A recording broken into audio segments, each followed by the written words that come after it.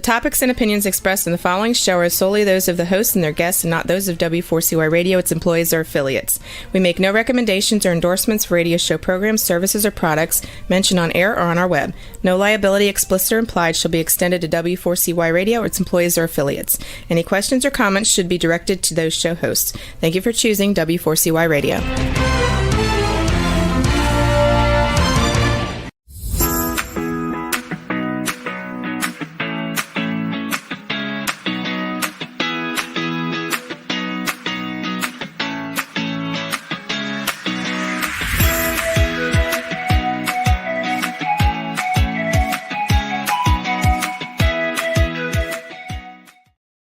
Hi, welcome to Learning to Dance in the Rain. Doesn't that music make you want to dance? Wow, I guess it bugs me all the time, turns me on. Hi, I'm Shelby Wagner, host of Learning to Dance in the Rain. And here's the pictures of my two books, Learning to Dance in the Rain, Surviving Grief, Internet, Dating, and Romance Scams, and my latest book, Scams, a Resource Guide to help you recognize a scam when you hear one before you lose your shirt. Don't lose your shirt to a scammer. We're going to talk a little bit about those things today.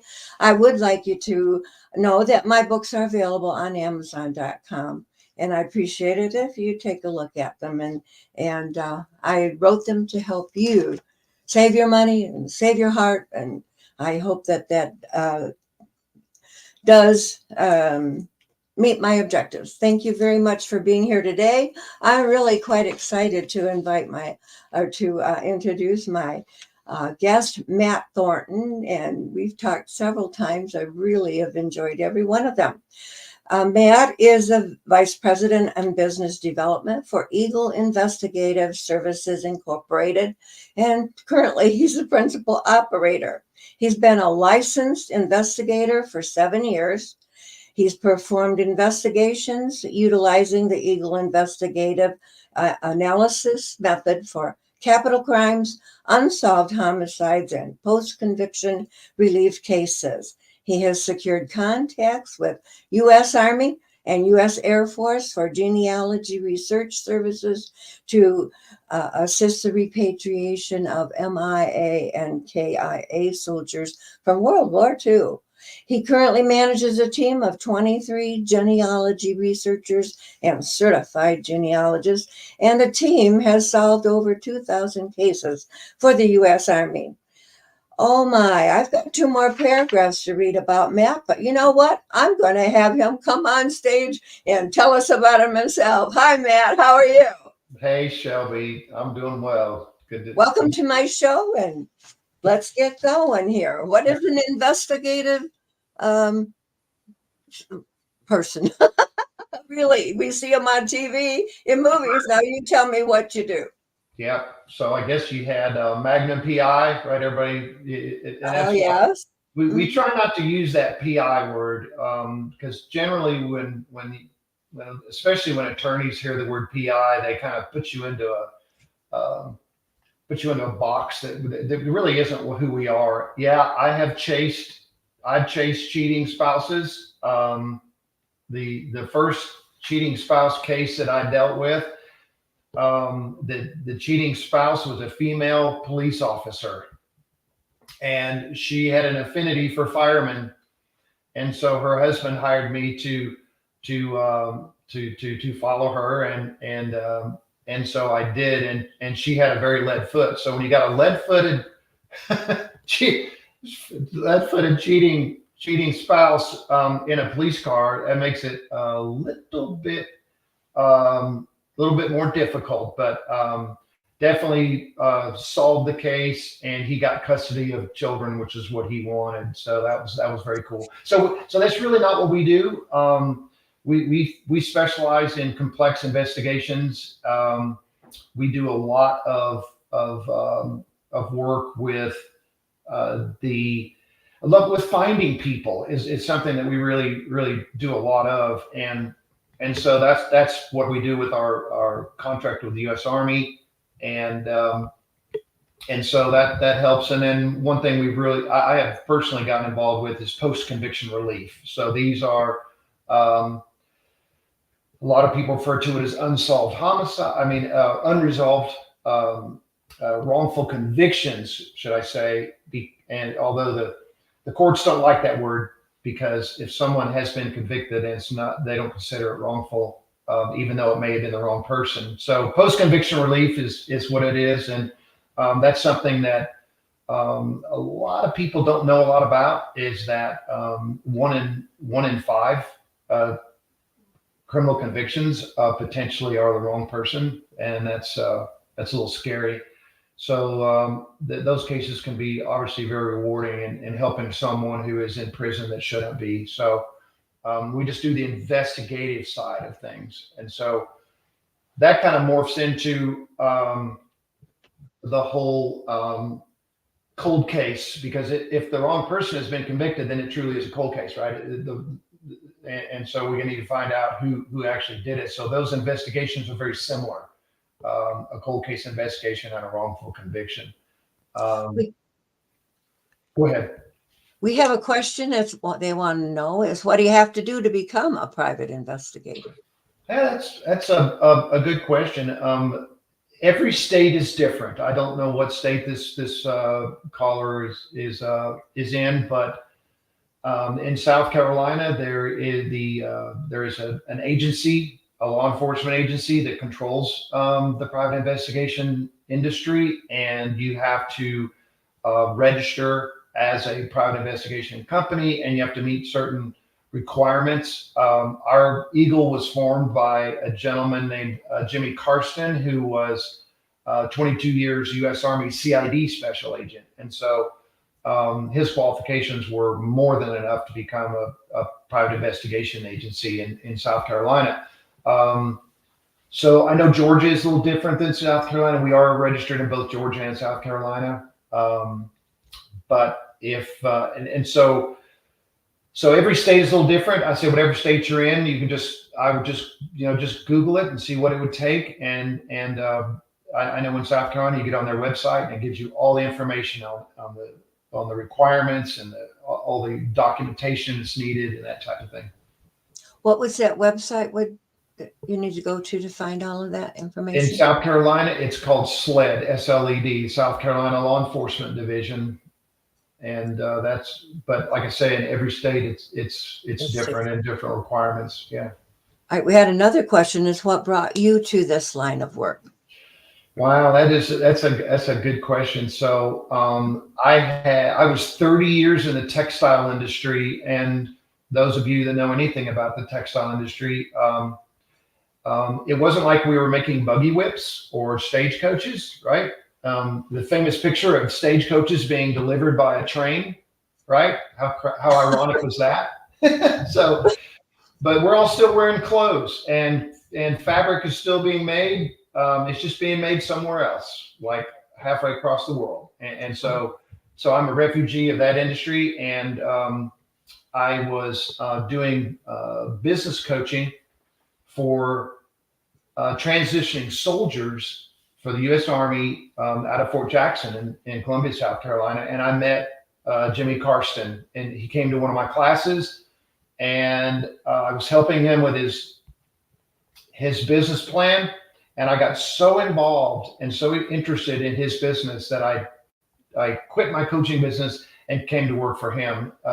And it's kind of interesting because I was kind of intimidated, because this is a gentleman who, the training that he got in the U.S. Army, the equivalency I give it is high school football versus the NFL, as far as the amount of training and expertise and experience that he got in the U.S. Army versus the similar type of training and experience with law enforcement gets today. And so I was a little intimidated, needless to say, like, how can I learn this?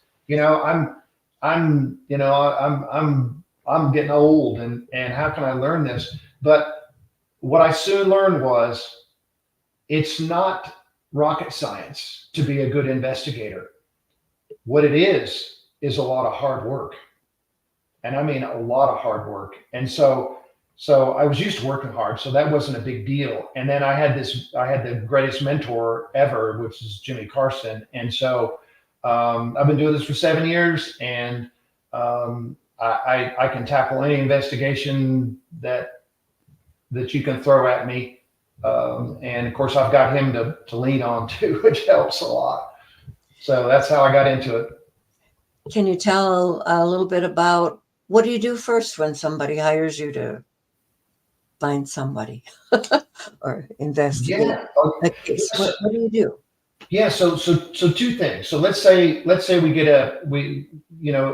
obviously we work through a lot of attorneys, and so the first thing that you do when you're doing an investigation is, especially if it's a cold case or a case that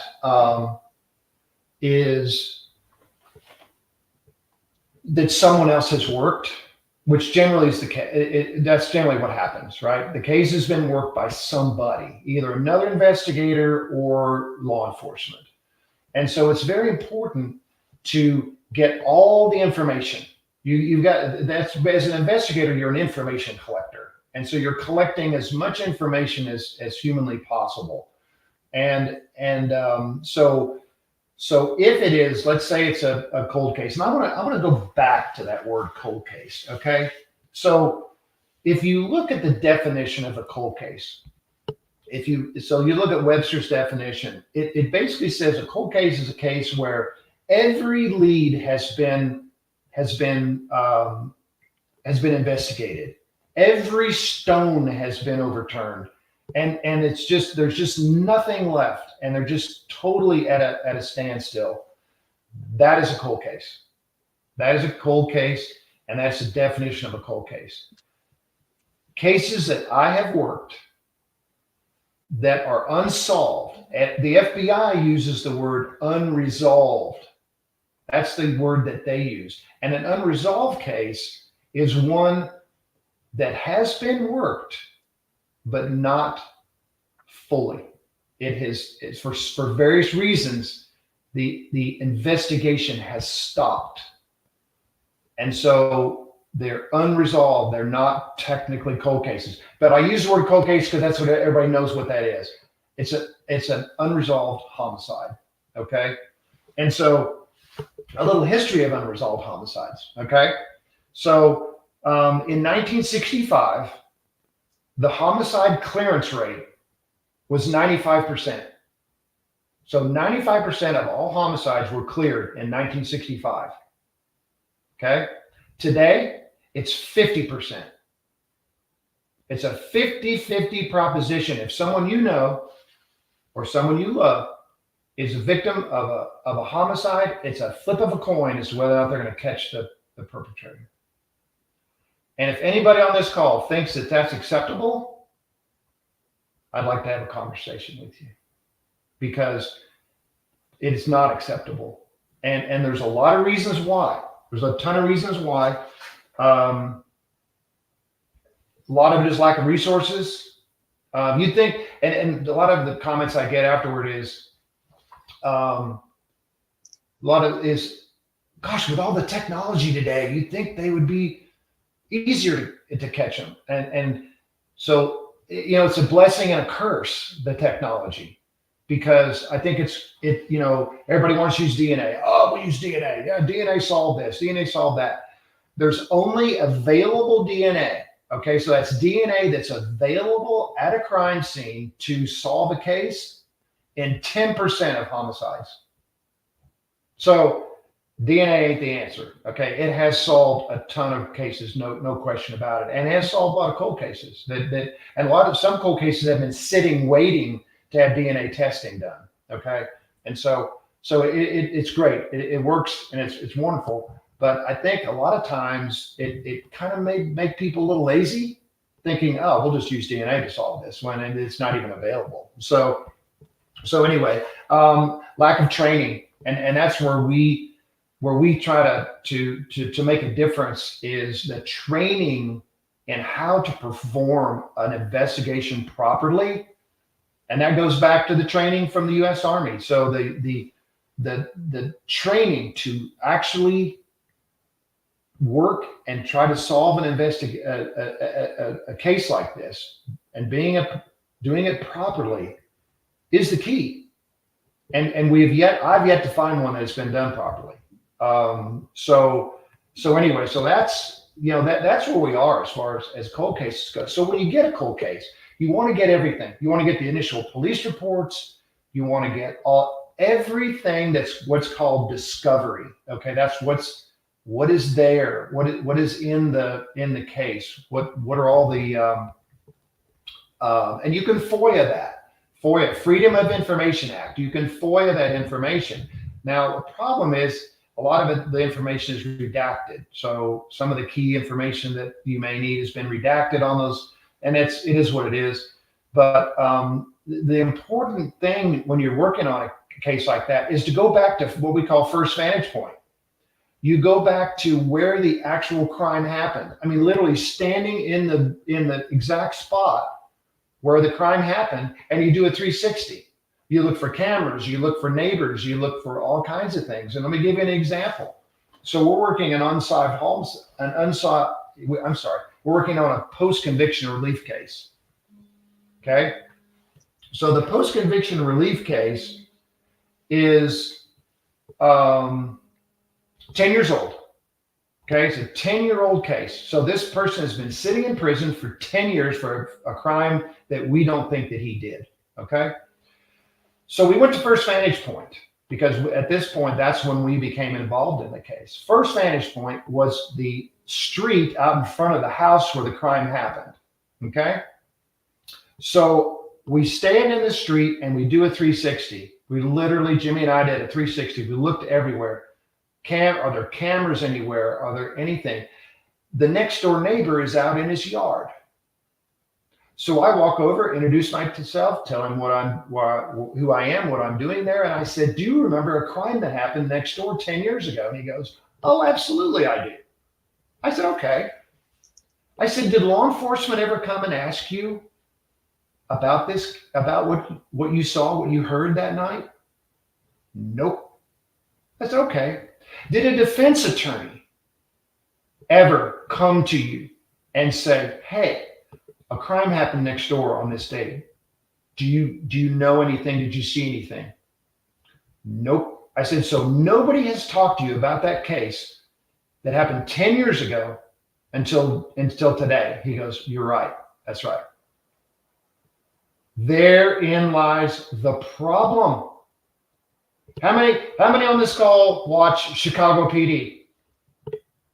Shelby, do you watch Chicago PD? I don't know. It's the best show on television, I think. I'm kind of Chicago NPD? No, Chicago PD. Oh, Chicago. There's also Chicago Fire. I've seen that one. Yeah. Chicago Fire. Okay, it's all done by Dick Wolf, and Dick Wolf is the Law and Order. So Dick Wolf started with Law and Order. Okay, everybody that's been around forever. But so he started Chicago PD and Chicago Fire. Chicago PD is awesome.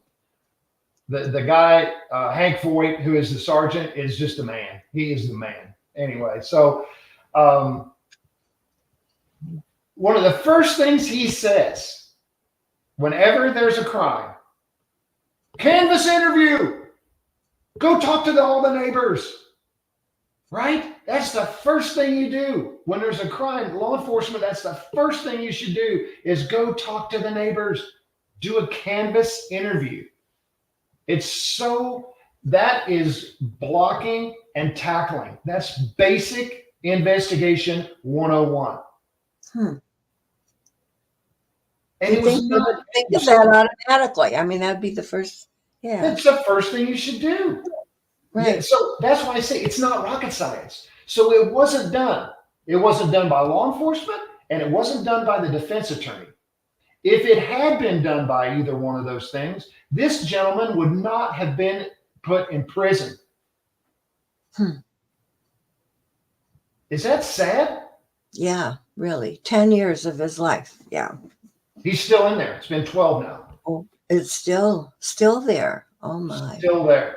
I was involved in the hearing, and hopefully he's gonna get out. But it's just so because for for these cases, post-conviction relief cases, you've got to prove, in South Carolina, you have to prove insufficient defense counsel. Okay.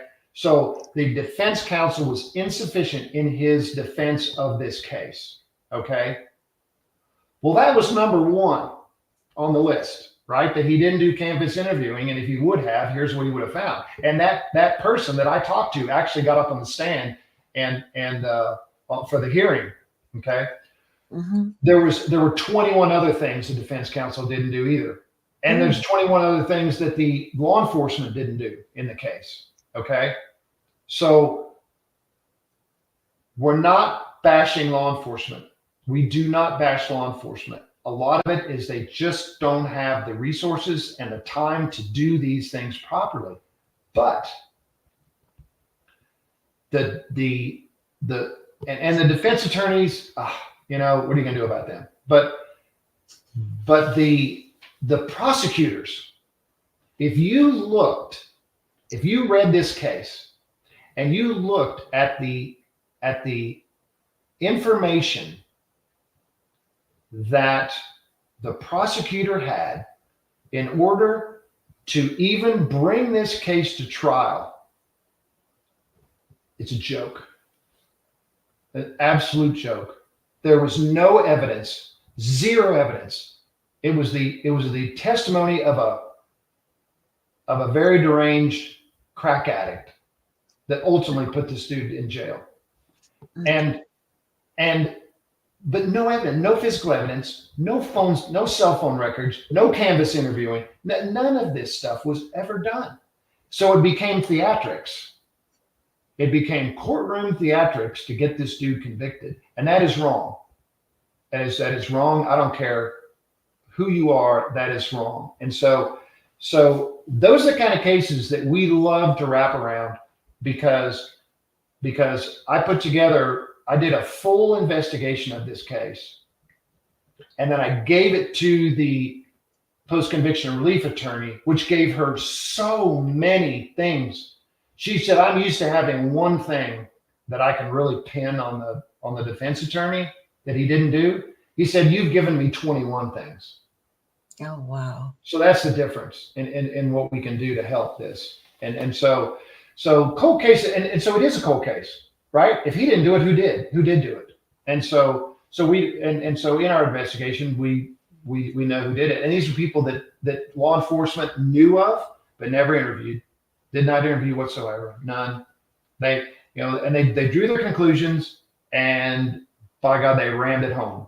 And that's exactly what happened in this case. So cold cases, generally unsolved homicides, okay, are very similar in that a lot of the details and just were never actually done. And so that's what we try to do is get that done. I was watching, I don't remember something the other day, but it seemed like the law enforcement agents, well, number one, they wanted an easy solve. Yeah. And fast. And so right away, they blamed the husband. Oh, sure. When the wife was missing. And I guess how often is it true that the spouse is the committer of the crime? Yeah, if you go back to those numbers, the 65 numbers, the 95%, a lot of crime back then was done by people who know each other. Okay. Whereas today, society is so different than it was in 1965. It actually, those numbers were from the early 60s, I believe. But so there's some, people travel more. There's a lot of transient people. These are crimes of that are random acts of violence and that type of thing. So that has a lot to do with those numbers being the way they are today. If your spouse is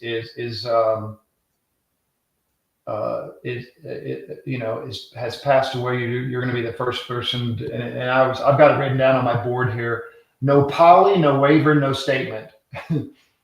So you just go ahead and just lawyer up immediately. Don't even think about talking to anybody without an attorney present, that type of thing. So no polygraph, don't sign any kind of waivers, and never make a statement without an attorney present.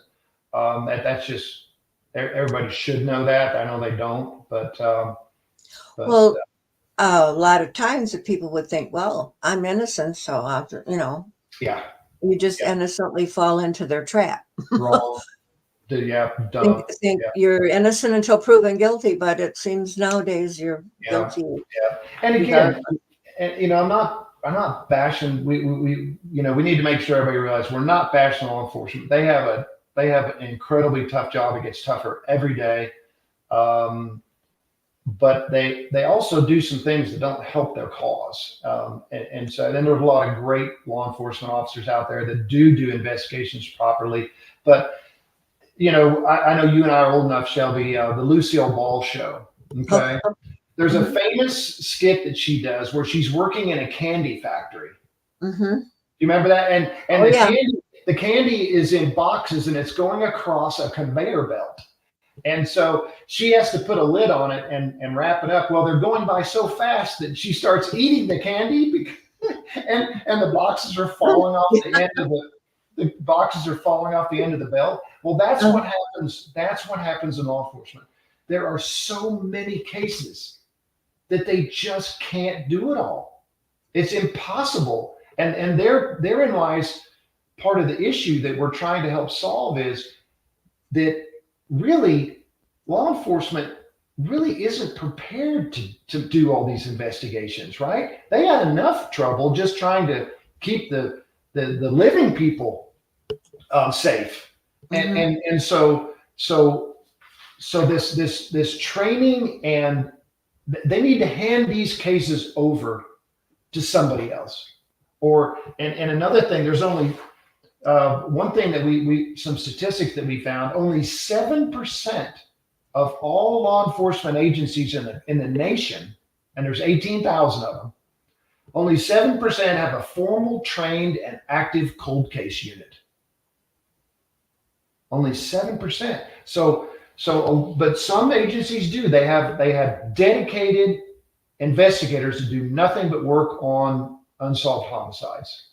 But yet a lot of these smaller agencies, they can't afford that. They just can't.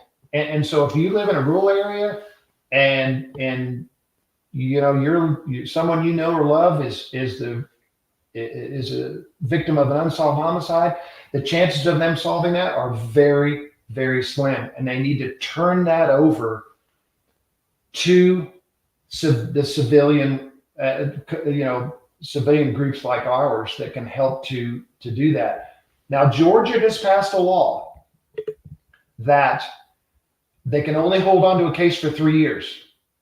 If a case is not solved after 3 years, then it goes to a group at the University of Georgia who will review the case and determine what needs to be done next. And that's a huge step. That's a huge step. A lot of that was done by the Innocence Project of Georgia to get that legislation done. But if you've got a case that's 30 years old and law enforcement won't release the information to the public, come on. We're just waiting for more evidence. Really? After 30 years? That statement right there is absolutely ridiculous. So like I say, they really don't, at times they don't try to really help themselves in getting out of this, because we figured that uncleared homicides are growing at an annual rate of 6,000 a year. Oh, wow. So that tells you that 50% is only going to get worse. It's going to be, because you look at the graph, you look at the line of where it's going, and that line has gone from 95 to 50, and it shows no sign of going back up. And so we have a solution. Now, getting people to listen to us, therein lies the challenge. And so, you and I met on LinkedIn, and you've been on our podcast, which is not we haven't rolled it out yet, but the whole purpose of our podcast is try to raise awareness for what's really going on out there in the real world. And then we do have a solution. That solution is to train civilians to be able to work these cases in conjunction with law enforcement to try to bring this number back down to a reasonable level. And so, that's Jimmy Carson's mission. We get punched in the nose often, and one of these days, I hope he doesn't say, "The heck with it, I'm going to do something else." But that's really his mission, and one of the reasons I got jumped on board with him, because ultimately we have that mission, and it's been very, very. It's like pushing a rope uphill. It's been extremely difficult. And the thing is, there's splinter groups all over the country, right? You heard about Innocence Project here, and all these people, but nobody's getting together and to work as one big group. That it's all about numbers, right? If you get enough people out there, then that really helps. I think there was another question. I haven't seen one go across the screen lately, Okay. but let's see what I had written down there. Okay. You said you train civilians. How does We do. someone listening who might be interested in helping in this way, where would they start learning to? Yeah. how to do So this? I'd say the best thing, like Shelby, is to contact me directly. You can reach me at my number. It's 864-979-3626. 864-979-3626. That's my direct number. Reach out to me. And it's just the key is finding people who have the same, I guess, the same mission. And the a lot of the people who we've worked with in the past that have been the most effective are families of victims, because they get it. If you're the family member of a victim of an unsolved homicide, you get it, because you've been through the frustration. Mm-hmm.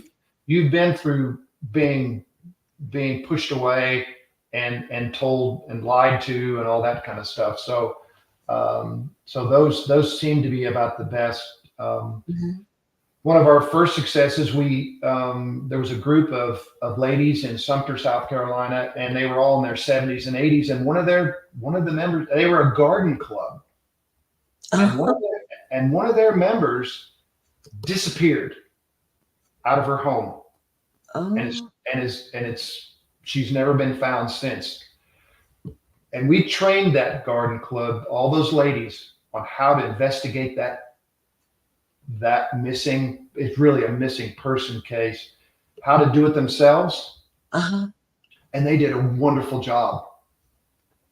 They did a great job of investigating, and they gave their report to the local sheriff, and the local sheriff thinks they know who did it, but they've not arrested anybody yet. So that's all you can do. That's all you can do, right, at that point. So that kind of proved the fact that we truly think we can train anyone. This is not rocket science. It's not what? It's not rocket science. Oh. Too bad. It's following a system. It's following a system and following it to the T. That's it. And the system works. It definitely works. So anyways, there was another question, somebody about how I got this far, something like that. I didn't see it. Yeah, I think I missed it. Can we? Oh, here it is. What changes to make it go so far, or what changed to make it go so far? So you're talking about the I'm assuming you're talking about the Number of homicide, homicides. the rate of clearance.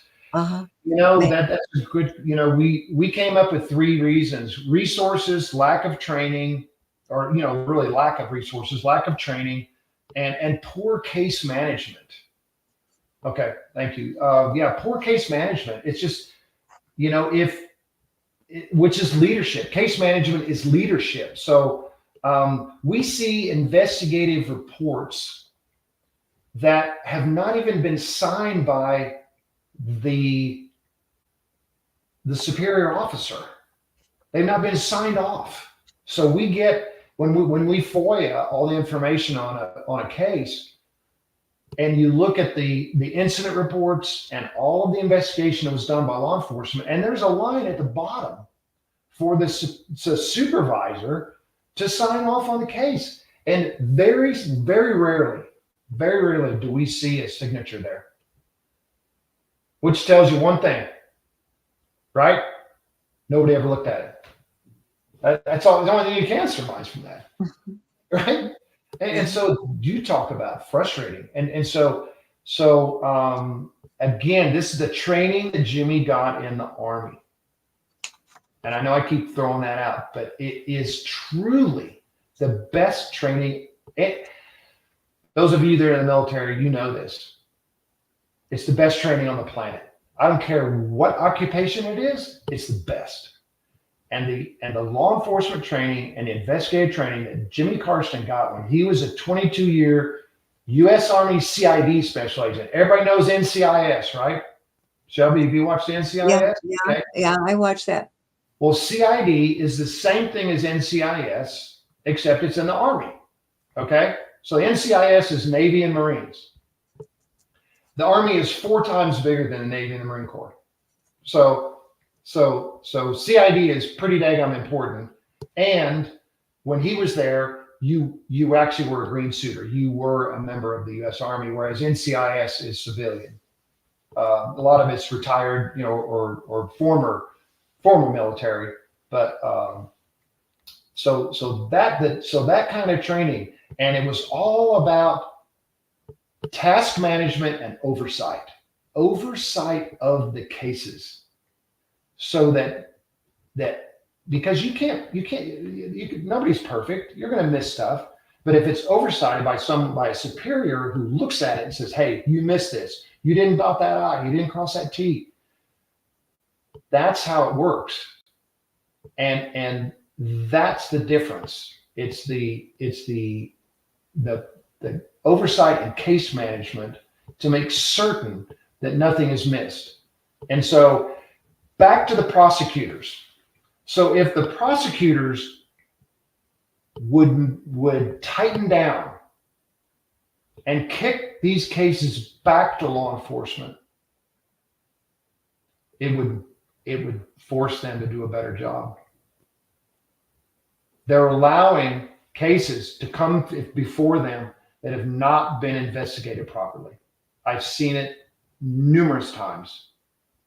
So Is that because they want to get it done fast too? Just the law, and again, they've got a whole slate. They've got a pile of cases that they've got to get through their system. But if they would tighten down, then it would. I think you'd get better results out of law enforcement because they would cross those T's and dot those I's and do a better investigative job.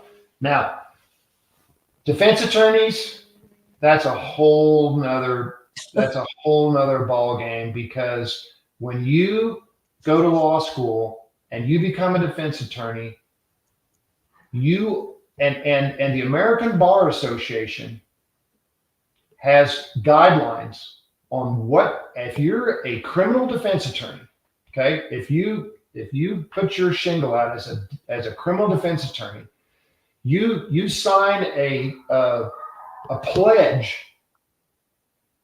and it's actually in the statute in South Carolina that you will perform a complete and thorough investigation of your cases. It's in there. And I'm telling you right now, That does not happen. That does not happen. Defense attorneys do as little as they possibly can. And their famous line is, just plead. Just plead and yeah, I know you didn't do it, but just take 5 years and let's just get this behind us. This case that I told you about, this wrongful conviction case, they gave this gentleman 8 plea deals.